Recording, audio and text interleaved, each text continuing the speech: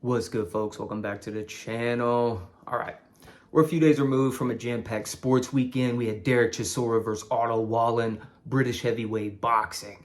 Followed that up with UFC 312, Dricus du Plessis versus Sean Strickland for the middleweight title belt. And we had the Super Bowl. So for starters, if you're a Chiefs fan, I'm not sorry. It's been long enough. You guys will probably be back next year and the following year, and probably until Patrick decides to retire. Although I am from Missouri, shout out Mizzou. Yeah, it was time. It was time. It was very satisfying watching them have a terrible game. I don't mean that in a bad way if you're a Chiefs fan watching this, but come on. Let somebody else have it. And following that up with Derek Chisora versus Otto Wallin. Man, if you haven't watched British heavyweight boxing, it is next level. In terms, like, these guys go for it. They're all super tough, all got tons of power. And it just seems like British boxing, British heavyweight boxing versus, boxing here in the States in the heavyweight division. It's like we hardly have anybody. Jared Anderson was the up-and-comer that we had, and, that didn't go very well his last fight. Got knocked out. So, and I mean, Derek hit Otto with this shot that sent him flying against the ring. This is a potential retirement fight for both. It sounds like Derek is going to go for the 50th. Who knows? I don't think Dubois comes out of retirement. He's got a title fight coming up, but I don't think Dubois fights him. I don't think AJ fights him. I don't think Fury comes out of retirement to fight him. I don't know who he picks up, but hopefully it's somebody that, kind of like Otto Wallin, because I love to see Derek Chisora do great, man. Super powerful, great heavyweight, great career, and yeah, look forward to seeing what he's doing. But the main thing I want to talk about, UFC 312, Sean Strickland versus du Plessis. I talk about the Zhang Weili fight, but she was so dominant. There's really nothing to really discuss with that. Besides Dana talking about potential mega fight with Shevchenko. That would be good. I think Shevchenko is probably a little big for Zhang. And we've seen Zhang vulnerable. We saw what Thug Rose did to her with the head kick that knocked her out, knocked her into another galaxy for a couple minutes. We haven't really seen Shevchenko go through that. It'd be an interesting fight. Definitely a main event, pay-per-view. For women's UFC, I mean, I don't think it can get much bigger, to be honest. But what I'm here to talk about, du Plessis, Sean Strickland, okay? We'll start off with Sean. I don't know where he goes. This fight was worse than the first one. The first one, he really tried to get it. And honestly, I think it could have gone both ways. It was that close. This second one, man, just upsetting. Like, man, the way he talks, how much controversy and hate and just the terrible rhetoric that he spews out and then goes out and just has a purely mid performance. Like, come on, man. Like, you're getting us all hype, and then it's like a scary movie that turns out to not be scary, right? It's just, it's not fun to watch. It's kind of the Colby effect. Like, you talk all this shit, and then you go in and lay an egg. So, I don't know where he goes. I think probably the biggest fight he could get probably be Robert Whittaker, number 5, because I don't think Robert's getting back to the belt either. It's probably the biggest, most skilled fight he's going to get now. Other than that, you still got Brendan Allen down there around 8 or 9. Got Marvin Vettori. I think Marvin's 8, Brendan Allen's 9. I mean, those are exciting fights. So I don't think Sean should retire. I think there's still, some action he could put out there.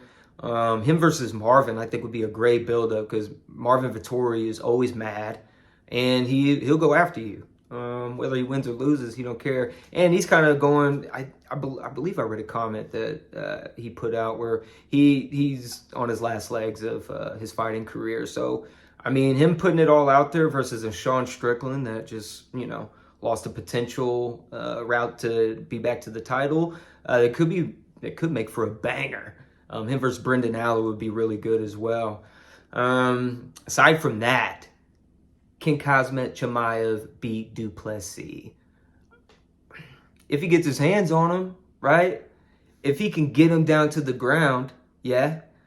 I don't think anybody in the middleweight division is going to be able to get out of Chimaev if he gets you on the ground. The grappling is so strong. The wrestling is so strong. He is so strong, right? He broke. He as soon as he got on top of Robert Whitaker, jaw broke, teeth snapped. I know Robert is mentioned those teeth were already bad and they were probably going to pop out eventually, but still the optics of it just make the wolf look almost immortal. But Dricus du Plessis is something that no other fighter in the middleweight division has ever fought before, unless you've already fought, right? Come on. But man, with his looping body movements, his explosive activity, his variety of shots, man, just too many tools in the toolbox. I think that Khamzat wouldn't know what to do. And there's so many things you have to look out for. And Dricus is so good at keeping the range and knowing where to be. And I mean, nobody really takes him down, right? Not in the last 3 fights, at least. Like, he has controlled everything. And that's Khamzat's only chance. Because we saw what stand-up will do. What he'll do in stand-up. I mean, look at the Gilbert fight. Was getting pieced up, was gassing out towards the end. And I thought Gilbert won that fight, right? But Chimaev, I mean, he gutted it out. You know, he got a second win. I know that Gilbert put it on him. I remember that. And it's just, I don't think he'll be able to handle what du Plessis does, because nobody else can do it. Nobody replicates that, right? And du Plessis, I mean, he's gonna, I think he could go up to 12 to 15. He's on a 9-fight win streak right now. I think he could definitely get up to the 12 or 15. Although, if he beats Chimaev and then goes up to 205 to fight Alex Pereira, that would be amazing. Give me that. Give me that. Like, is that more exciting than Alex versus Aspinall or Jones? Probably not Jones, right? And I don't know if I'm even that excited for Aspinall versus Alex. I think Aspinall is just so big. And I mean, if he got Alex on the ground, you just lay on him, right? Kind of like what Francis did to Cyril. Cyril, I'm sorry. I talk too much shit. Cyril gone. That fight really irritated me. Or what Jean did to Izzy. Just lay on him. Like, he's too damn big, right? But Alex versus Dricus at 205, I think is more compelling, right? I think that's more interesting. I would be down for that. You know, if he can get through Khamzat, which I think he would. But yeah, that's my take on that. Let me know what you guys think, who you think Sean would fight, if you think Khamzat would take on Dricus and beat him. Yeah, I would more than love to go back and forth with anybody on that if they think Khamzat will do it.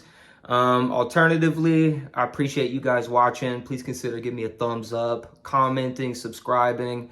Really helps my channel out, makes me feel great. So if you're in the business of making people feel happy, help me out. Not a beggar. Hopefully you're just, a supporter. But anyways, I'll see you guys in the next one. Deuce.